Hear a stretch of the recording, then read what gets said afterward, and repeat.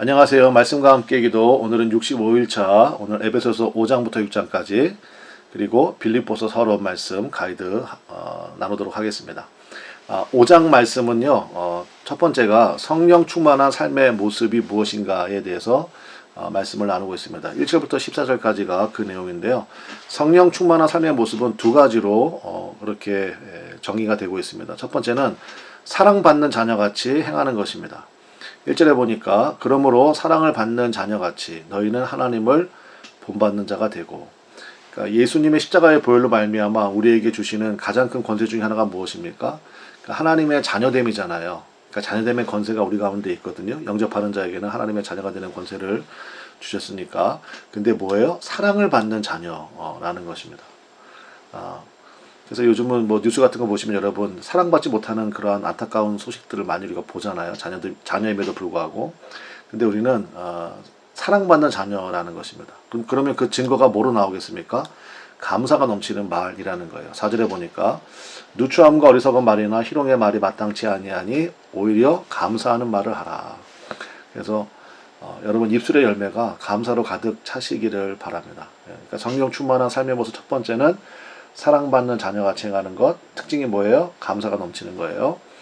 두 번째는 빛의 자녀같이 행하는 것입니다. 8절에 보니까 너희가 전에는 어둠이더니 이제는 주 안에서 빛이라. 빛의 자녀처럼 행하라. 이제는 주 안에서 뭐라고 선언하고 있습니까? 빛이라는 것입니다. 그러니까 빛이 되었기 때문에 특징이 뭐겠습니까? 이제 안 보이던 것이 보이기 시작하는 거죠. 그래서 분별이 가능하게 되는 것입니다. 그래서 10절에 주를 기쁘시게 할 것이 무엇인가 시험하여 보라. 제가 이제 녹색으로 표시해놨는데 이 시험하여 보라가 원어 뜻은 분별해 보라 이런 뜻입니다. 예전에는 분별이 안 됐어요. 그러나 이제 우리 성령 충만한 그러한 삶의 모습의 특징이 두 번째가 빛의 자녀가 되는 거고, 빛이기 때문에 보이기 시작하는 거고, 그래서 이제는 분별이 됩니다. 여러분 우리가 말씀 기도를 할 때 어떤 것을 선택할 때 여러분 기도해 보십시오. 정확하게 분별이 됩니다. 그러니까 여러분 안에 성령께서 함께 계신다는 부인할 수 없는 증거이기도 합니다.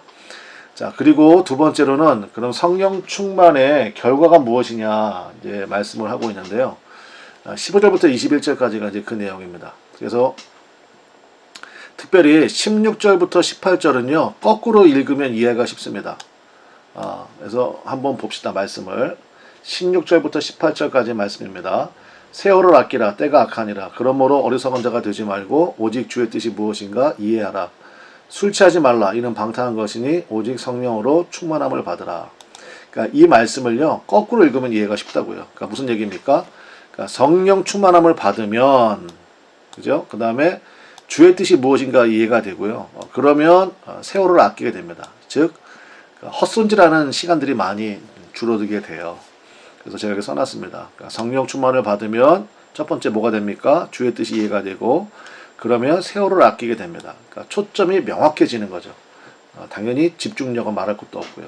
그래서 세월을 아끼게 된다. 하나님께서 내게 주신 모든 기회들을 최상의 것으로 그렇게 만들어 갈 수 있게 되는 것입니다. 가장 가치 있는 그러한 삶이 되겠죠. 두 번째는 예수님에게 복종이 된다는 것입니다. 성령 충만하게 되면 21절에 보니까 그리스도를 경외함으로 피차 복종하라. 그러니까 순종의 차원을 넘어서 복종을 말씀하고 있습니다. 그다음에 세 번째, 성령 충만함으로 예수님께 복종이 되어야 아내와 남편의 관계에 대한 권면이 실천 가능해집니다. 이제 그 이어지는 말씀이 22절에 보십시오. 아내들이여 자기 남편에게 복종하기를 주께 하듯 하라. 이러면 이제 아내들 속 터지죠. 아니 목사님 복종할 만해야 복종을 하죠. 이런 얘기는 하잖아요. 그럼 또 남편들도 가만히 있지 않죠. 25절에 보니까 남편들아 아내 사랑하기를 그리스도께서 교회를 사랑하시고 그 교회를 위하여 자신을 주신같이 하라. 아니 목사님 사랑할 게 있어야 사랑을 하죠. 사랑 받을 짓을 해야 사랑을 하죠. 뭐 다른 얘기 자기 입장만 얘기하잖아요. 그러니까 제가 뭐라 그랬어요. 성령 충만함으로 예수님께 복종이 되어야. 그러니까 이게 첫 번째입니다. 그러니까 21절이 사실은 키워드가 돼요. 그러니까 예수님을 경외함으로, 그러니까 예수님을 경외하잖아요. 그러면 서로에 대해서 피차 복종하고자 하는 마음이 생기고, 제가 여기 제목을 써놨지 않습니까? 성령 충만의 결과라고. 이제부터 내가 남편에게 복종해야지 결단으로 안 됩니다. 이제부터 예수님께서 교회를 사랑하는 것처럼 내 아내를 사랑해야지 결단으로 노력한다고 되는 게 아닙니다. 그러니까 먼저 우리가 예수님에게 복종하게 되면 그러면 이제 성령께서 이 능력도 주시는 거죠. 그래서 남편에게 복종이 가능하게 되고 정말 예수님께서 교회를 사랑하신 것 같이 그렇게 아내를 사랑하는 돌보는 그러한 마음이 생기게 된다는 것입니다. 그래서 성령 충만의 결과 우리 살펴봤습니다. 자, 이제 6장에 넘어가면 그 관계를 좀 확대해서 설명을 하고 있습니다. 그러니까 결국은 5장 21절에 있는 것처럼 그리스도를 경외함으로 피차 복종하는 것이 사실은 전체의 마스터키가 되는 거죠. 그래서 1번 자녀들에게, 아비들에게, 종들에게, 상전들에게. 그래서 각각 권면의 말씀이 나오거든요. 그 얘기는 다 뭡니까? 그러니까 마귀는요, 우리에 있는 그 신뢰, 화합, 사랑의 관계를 이간시키고 분열시키는 게 마귀의 목적입니다. 그러니까 마귀는 무조건이에요. 모든 하나됨을 깨는 게 마귀의 사명이거든요. 그래서 우리는 예수님을 만나야 됩니다. 그러면 그 복음 안에서 예수님이 나를 어떻게 여기시는지, 또 어떤 복을 예비하고 계시는지, 나를 어떻게 대접해 주시는지, 이거를 알면요, 넉넉히 사랑으로 대할 힘이 생깁니다. 그러니까 사랑을 받아봐야 사랑할 힘이 생기거든요. 그러니까 우리가 예수님 안에 있는 것이 얼마나 큰 복인지, 그러면 자녀들에게, 또 아비들에게, 종들에게, 상전들에게 주신 이 말씀들이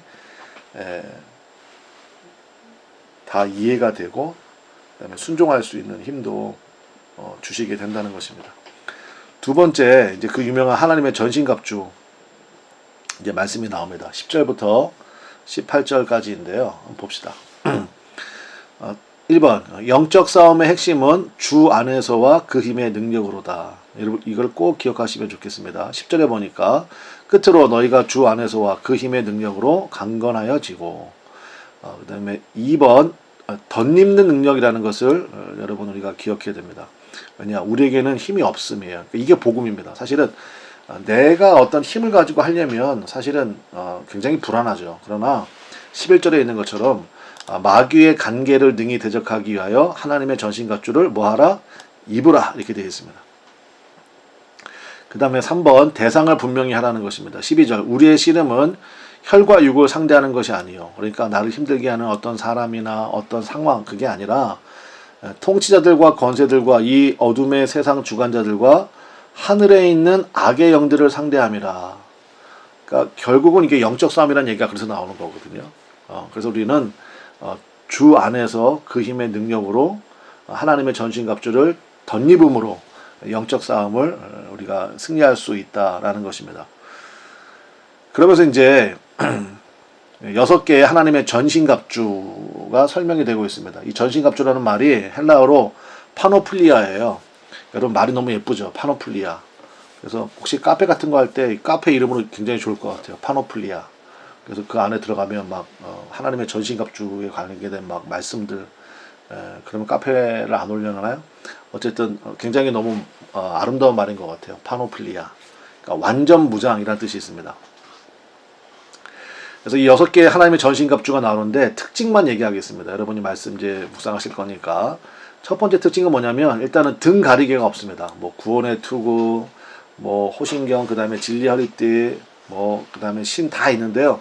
등 가리개는 없습니다. 그게 무슨 얘기입니까? 돌아서는 순간, 도망가는 순간 끝이라는 거예요.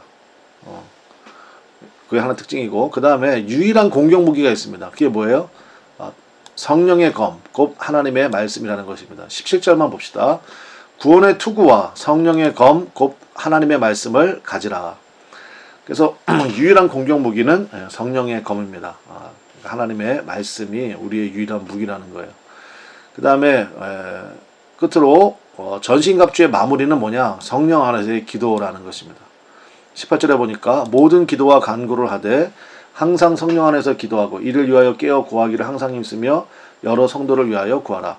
그러니까 이게 전체가 하나님의 전신갑주에 대한 설명이잖아요. 그래서 전신갑주가 뭔지 쭉 설명한 다음에 그 결론으로 기도에 대한 말씀을 우리에게 전해주고 있습니다. 그러니까 보십시오. 우리의 공격 무기가, 유일한 공격 무기가 뭐라고 그랬어요? 하나님 말씀이라고 그랬죠. 전신갑주의 마무리가 뭐라고 그랬어요? 기도라고 그랬죠. 그래서 우리가 뭘 하는 거예요? 그래서 말씀 기도하는 거예요. 그러니까 말씀 기도가요, 하나님의 전신갑주임을 여러분 잊지 마시기를 바랍니다. 특별히 이제 구원의 투구라고 되어 있잖아요. 화살의, 그러니까 마귀의 불화살 공격을 막는 유일한 방법이 우리의 생각이, 그러니까 투구는 머리에 쓰는 거 아닙니까? 말씀으로 가득 차 있으면요, 그게 투구의 역할을 한다는 것입니다. 그래서 여러분, 날마다 우리가 하나님 앞에 이 말씀으로 또 그 말씀 붙들고 기도로 무장하는 것이 얼마나 중요한지 모릅니다. 우리 사실 우리가 몰라서 그렇죠. 영적 전쟁의 눈을 확 열리고 나면 이 말씀 기도의 시간이 결국 우리의 삶을 지탱해주고 하나님의 길로 인도한다라는 것을 우리가 더 확실히 깨닫게 될 줄로 믿습니다. 아멘이시죠? 이제 빌립보서, 우리 내일부터 살펴보게 될 빌립보서 서론 말씀 드리고 오늘 시간을 마무리하면 좋겠습니다. 자, 빌립보서는요, 에베소서와 같은 옥중 서신입니다. 그래서 빌립보 교회는 우리 사도행전 16장에 나오는데 바울이 유럽에서 세운 최초의 교회였습니다. 건너와서 우리를 도우라라는 그 환성 보고 바울이 유럽으로 들어가잖아요. 거기 마케도니아 첫 성이 바로 빌립보입니다. 여기서 여러분 아시는 뭐 루디아라든지 간수장이라든지 이 가족이 첫 성도가 되었죠. 자, 그 다음에 두 번째 특징은 뭐냐? 빌립보 교회는요, 바울의 사역에 대한 적극적인 지원을 했습니다. 그 4장 15절부터 16절에 나오는데 그 빌립보 교회 평신도 이름이 나와요. 그게 에바브로디도입니다. 에바브로디도. 그러니까 에바브로디도 편에 빌립보 교인들이 적지 않은 액수의 헌금을 이제 가택연금 상태에 있는 사도 바울에게 전달을 하게 되는 거거든요.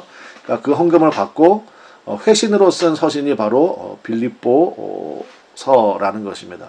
그래서 에바브로디도가 빌립보 교인들이 당신을 얼마나 사랑하고 있는지, 그리고 그래서 이렇게 정성스러운 헌금을 전달을 하고 성경금을 전달을 하고, 그리고 이제 교회의 문제도 좀 얘기를 했겠죠. 그리고 또 어떤 일들이 있는지 거기에 대한 답변으로 사도 바울이 보낸 편지가 빌립보서다. 우리가 이렇게 이해하시면 되겠습니다. 그러다 보니까 기쁨이란 단어가 굉장히 많이 나옵니다.